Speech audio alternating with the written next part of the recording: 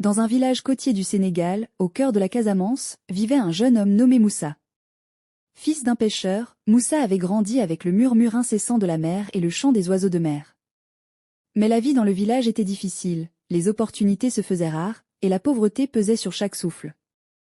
Moussa rêvait d'une vie meilleure, non seulement pour lui, mais pour sa jeune sœur, Awa, qui souffrait d'une maladie nécessitant des soins qu'il ne pouvait se permettre.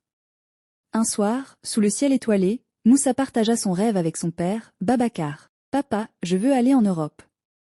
Là-bas, je pourrai travailler, envoyer de l'argent pour Awa, pour toi, pour nous tous. » Babacar, les yeux marqués par la mer, savait que ce désir brûlait dans le cœur de nombreux jeunes comme son fils.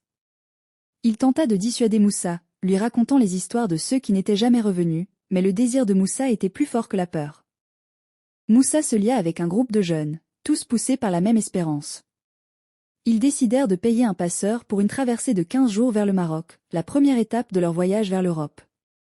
La nuit de départ, les adieux furent déchirants. Awa, avec ses yeux brillants de larmes, lui fit promettre de revenir sain et sauf. Moussa embarqua sur une pirogue ancienne, surchargée de rêves et de peurs. Les premiers jours en mer furent une épreuve de patience et de foi. La mer était capricieuse, parfois calme comme un lac, parfois furieuse comme un dragon. La nourriture se raréfiait, l'eau douce devenait précieuse. Moussa se raccrochait à l'image de sa sœur, à sa promesse. Il priait, chantait les chansons de son village, partageant des histoires avec ses compagnons pour garder l'espoir vivant. Le 7e jour, une tempête frappa. La pirogue fut secouée comme un jouet dans les mains d'un enfant colérique. Des camarades furent balayés par les vagues, et Moussa, tenant fermement le bord, sentit la mort proche. Mais un miracle se produisit, la tempête s'apaisa aussi rapidement qu'elle était venue, et la pirogue, bien que endommagée, continua son chemin. Les jours suivants furent un mélange de désespoir et de détermination. Le moteur s'arrêta, forçant les survivants à ramer. La faim et la soif devinrent des compagnons de voyage. Moussa, malgré la faiblesse, trouva en lui une force nouvelle, inspirée par l'amour de sa famille et la responsabilité qu'il portait. Le 15e jour, une terre apparut à l'horizon le Maroc. Les larmes de soulagement et de joie se mêlaient sur les joues de Moussa alors qu'ils accostaient sur une plage déserte.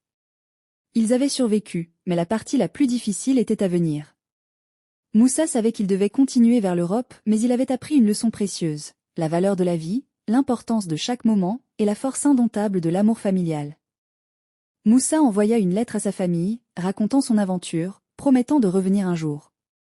Il trouva du travail au Maroc, envoyant régulièrement de l'argent à sa famille, surtout pour les soins d'Awa. Son rêve d'atteindre l'Europe demeurait, mais il comprenait maintenant que la véritable richesse résidait dans les liens familiaux, dans la survie contre toute attente, et dans l'espoir qui ne se noie jamais, même dans les mers les plus tumultueuses.